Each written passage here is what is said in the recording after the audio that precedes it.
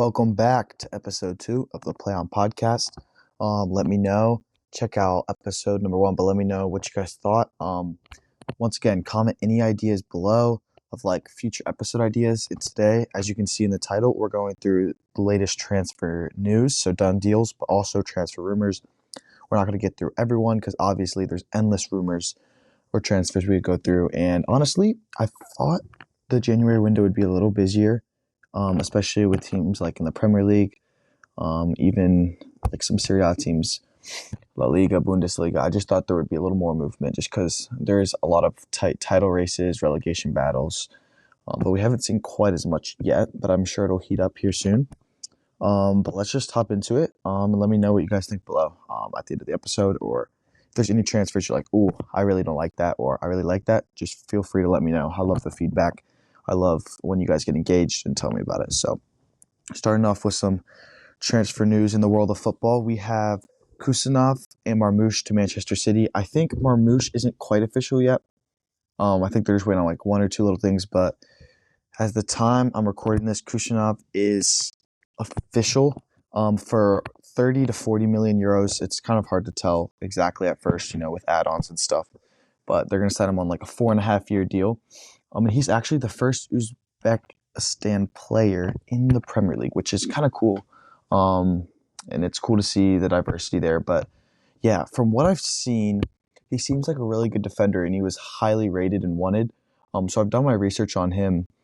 I was actually going to make a video. I didn't end up quite making it, but he seems like a really, really strong player. But I do think he has to develop a little bit. And so I'm not 100% sure. And so on each of these transfers, I'm going to be rating them out of 10. I'm going to rate this one, I'm going to be generous, and I'm going to say 7 out of 10 because it has potential to be a really good signing, but I don't think it's going to save their season. I still think a midfielder is very important, even though I do believe Kovacic is doing a good job, and I think City are going to pick up form. But who am I to question that? And then Marmoush, if they get it done for what it said, around 70 million euros, I think I'm going to give that a 7 out of 10 too, just because that's a pretty steep price. But then again, I rate Marmoush a lot. I think he's very versatile.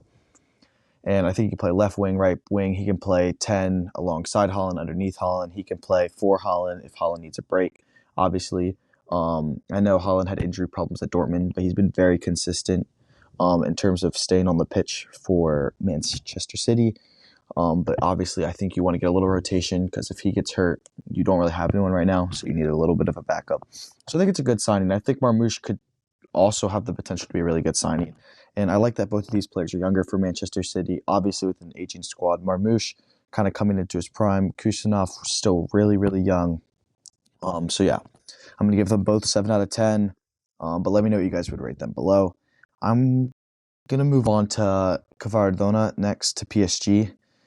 So Kavica Kvaratskhelia to PSG from Napoli for 75 million euros. This is a big deal, especially for the winter transfer window. You don't usually see attacking players go or for this much money. And honestly, when I heard this, it kind of shocked me because Napoli right now under Conte are in a title charge, and Kvaratskhelia is the main piece to that. So first of all, what's going to happen to Napoli? Personally, I think they're very well coached by Conte. It's not enjoyable to watch. I'm not going to sit here and lie to you and say I watch Conte ball and I watch Napoli play every week, but it's effective. And I think I saw something crazy. This would be the third Italian team he'd won a Scudetto with, because I think he won it with Juventus, Inter, and then now it would be with Napoli. But I'm not 100% sure on that. You'll have to double check me. But I'm going to give this one, in terms of, for Napoli, this is an awful deal. You sell your best player in a title, you're in the lead for the title. You're the front runner in terms of points, and you sell your best player. What does that say to the rest of the team, to the league, to the other teams? To me, that seems come on, that's your guy. That's saying, Liverpool sell Mohamed Salah in the middle of the season. Come on, that's just, why are you doing that? That kind of shows weakness in my point of view. For PSG, I think it's a little unnecessary spending. They need a striker. They have Bradley Barcola, who's having, he hasn't been quite as good as of recently, but he's having a terrific season. He's still young.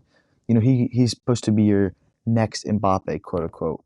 Obviously, he's not at that level. He's a little bit different, but I still think you're kind of stunting his growth with this. And so, in terms of you're getting a great player, so I think they got him like great player. I just don't really think it was necessary. So I'm gonna give it a 6 out of 10. But I have no doubt that he'll perform. But I'm a little bit sad because I was hoping he would go to.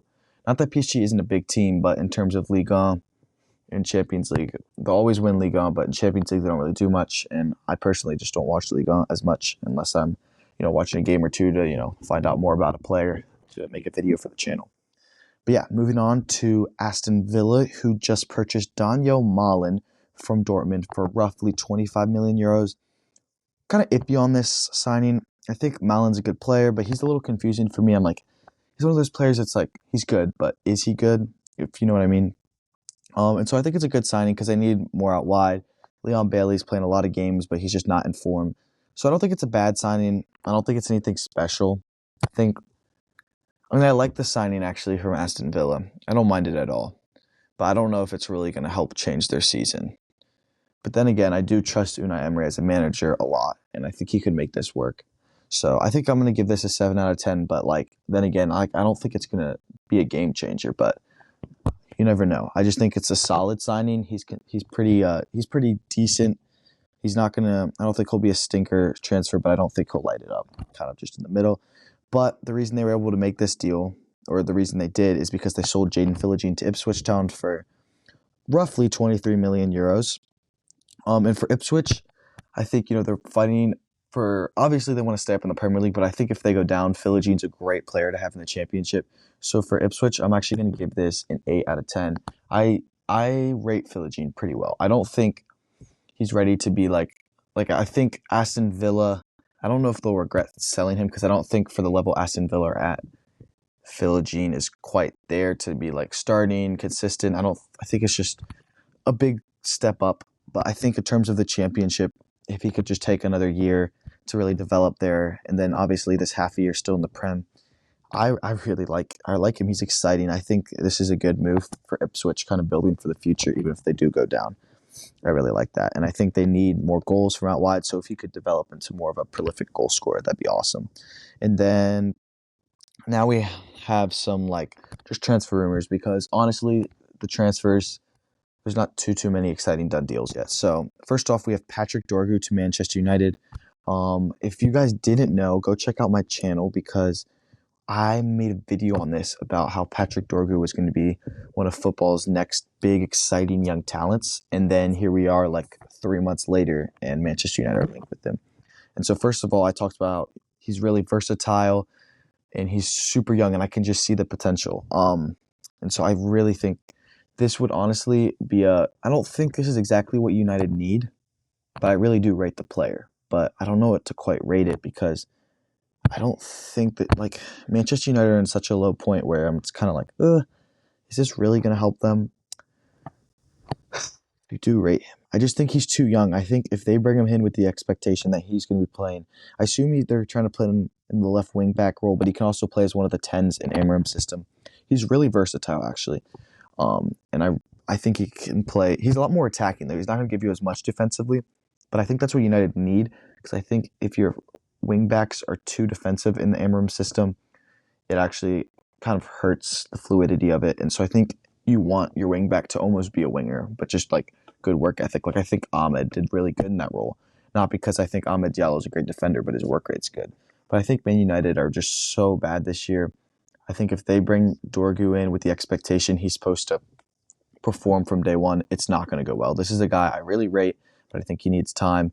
And so Manchester United fans, please, please, please give him time. Don't do the thing that you did to Xerxes where you boo him off the pitch after 4 months. Give him time. He will develop into a really good player. So I'm going to give it an 8 out of 10. But if they put that expectation on him, it's not. I promise you, I really love the player, but he's not going to become a star the second he joins. I would love for that to happen, and maybe it could. But that's just such an expectation. Manchester United's a big club. But I do love him, and check out that video. And then moving on to some shocking news, Neymar was linked with MLS. He was linked with a couple teams in Europe, but it always seemed like it was going to be MLS or Brazil. And it looks like he's going to go to Brazil to return to his childhood club, Santos. I love this move. I think for Neymar, he'll get the confidence, being back in Brazil, being at his boyhood club. Like, everyone in Brazil loves Neymar, you know? Like, no matter what club they root for, almost all of the fans in Brazil, like, universally love Neymar, you know? Like, for what he's done for the national team. He's just such a fun, exciting player. And so I think he'll get this confidence when he goes back to Brazil, if he can stay healthy. And I think, obviously it's not the same level as Europe, but he was just playing in Saudi Arabia, so I think it's definitely a step up from Saudi Arabia. I think the Brazilian league's a better quality than MLS. And so I think it would just be really good, a good way to end out his career. And maybe if he performs really well at Santos, I could see him getting called up to the Brazilian national team, maybe even for the World Cup. Kind of like a James Rodriguez for Colombia, where at club level, he's never really been great as he gets older, but they kind of built the team around him, and he still has the quality, you know what I mean? So I think they should do that with Neymar. I think that'd be really cool. I love this move. I would give this, honestly, a 9 out of 10, just because he has the money. He doesn't need to stay in Saudi Arabia. I don't think MLS is the level for him. I don't know. I think if he can stay healthy, it would be really cool to see him back in Brazil. Moving on to Garnacho, who is linked with a couple clubs. I saw he's linked to Chelsea at one point. I don't really think that's going to happen. Chelsea have plenty of wingers, but I do see a lot of people who like that online. Personally, just not for me. But I saw he was linked with Atletico, which personally I kind of like that for him. But I also saw he was linked with Napoli to replace Kvaratskhelia. Personally, this is not a good idea at all. If he goes to Napoli for, they're saying about 50 million, I think this is a 5 out of 10 transfer. It's not that I don't rate Garnacho. I think he still needs to develop a lot. I think it's kind of hard to describe. Like, I think his decision making isn't always up to par. Like, I don't think he's ready to be that star winger, but he obviously has qualities to be a good winger. We've seen it. But I think Napoli, they sold Kvara for 75 million, which you could argue is less than they should have. And then they'd be buying Garnacho for 50 million, which I think is more money than you should be spending on a player of his quality. No offense to him. And so I think this is just awful business for Napoli if this does happen. And I think this is an awful sell for Manchester United because, he's one of your younger guys. Like, I think they should still give him time to develop, and kind of play more. And maybe next year they could sell him in the summer if they really, really don't think he's still performing. But I think you have to give him a little more time. Honestly, I think I'm going to give this like a 2 out of 10 because I know I said 5 out of 10, but like this is awful on all sides. Like, he should not go. But to Atletico, I'd probably give that maybe a 6 out of 10. I don't mind that. And then moving on to Kyle Walker, which Pep publicly stated in his press conference he stated that Kyle Walker is ready to, take on a new challenge just to kind of end his career off. He's been having a rough season with Manchester City. And so he's linked with a couple. I saw he was linked with a couple, but really the only main solid transfer rumor news I could find is Kyle Walker linked to AC Milan. This seems pretty likely. Emerson Royale, personally, I think he's pretty bad. I don't rate him at all for AC Milan. So I don't think it would be a bad sign at all for AC Milan. Will it change their season? No, but it could help them on their kind of push to finish top 4. They're still in Champions League. I think this is just like a 6 out of 10. It's nothing special. Kyle Walker obviously isn't the same quality as he is. However, I do think players with less pace sometimes do thrive in Italy. We see that in the Serie A. Like, even since people say he's lost some of his pace, I could see him thriving in this being a great deal for them just to kind of play for like a year or two. He could just be a solid right back until they find eventually the successor to Calabria, who's been playing there. And so I don't mind this transfer at all. I think it's a decent deal. Maybe I'm being a little harsh saying 6 out of 10. I just don't really think it'll make an impact. It's just kind of like meh. But we've seen players with less pace thrive in Serie A, so we'll see. And then Douglas Luiz, talking about Serie A, Douglas Luiz is linked away from Juventus with multiple Premier League clubs. It hasn't exactly been stated which clubs or if there's been any solid offers, but he's set for a Premier League return, which I think is the right move. I don't think he's a bad player at all. I think he's had a great season with Villa. He moved to Aston Villa, and Thiago Motta just doesn't rate him. He hasn't been playing for Juventus. And I don't think that means he just all of a sudden overnight became a bad player. I just don't think it's really fitting with the manager, with the team. And so I think going back to the Premier League would be a great move. I know it's only been 6 months, but sometimes you just need to do this to refresh. I think it depends on the Premier League club, so it's hard to give a rating for this. I don't think I can, but I think this is a solid move for his career personally. But for Juventus, this is a little bit of a bummer. You spent a decent amount of money on a Premier League midfielder from Aston Villa who was in Champions League, so you had to buy him off them, and he essentially just hasn't really been playing for you. But honestly, the couple games I've watched that he has played, he hasn't really been that bad. So I think he's still got it. I think he just needs somewhere new to go, which is crazy because he's only been there 6 months. But moving on to Wissa, who is lighting it up with Brentford. He's one of the most dynamic duos with Brian and Buemo, but he's actually linked to Nottingham Forest. So I love Wissa and I love Buemo. I think, obviously Brentford are going to finish, 9th, 10th, 11th every year. They're going to finish in like one of those three spots. They're the definition of a mid-table team. But I think Wissa and Buemo are so consistent and good. Like, if you really watch Brentford games week in, week out, these guys are performing. And so their end product's really good. Wissa has been putting up even more goals and assists this season. I think he's getting better. And so I think he's kind of entering his prime. And I think for Forest, this would be a really good deal. I'd give this a 9 out of 10. For Brentford, though, this is not a good sell at all. And I don't know how realistic this is either. So I would give a 9 out of 10 if Forest were able to get him for somewhat of a realistic price. I think this is a really good deal just to kind of add depth on the wings. He can play striker too, because we know Chris Wood's obviously been playing a lot of minutes. So I think he would, start some games as a striker. He could play left wing, right wing for Elanga, Hudson-Odoi. So I think he's just a really versatile player, and I think he would help Nottingham Forest, solidify their top 4 spot. I love Nottingham Forest, by the way. I think this would be amazing if they got this, but how realistic? I don't know about that. And then lastly, we're moving on to Christopher Nkunku, who's linked and rumored to be going to Bayern, and Matthias Tell will be coming to Chelsea. I think for Tell, why would you go to Chelsea?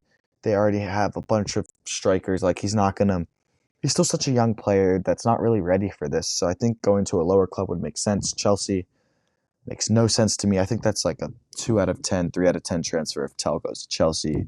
I think he's a great player, and obviously he could succeed. I just think it's unnecessary. I don't think he's ready for the level of the Premier League.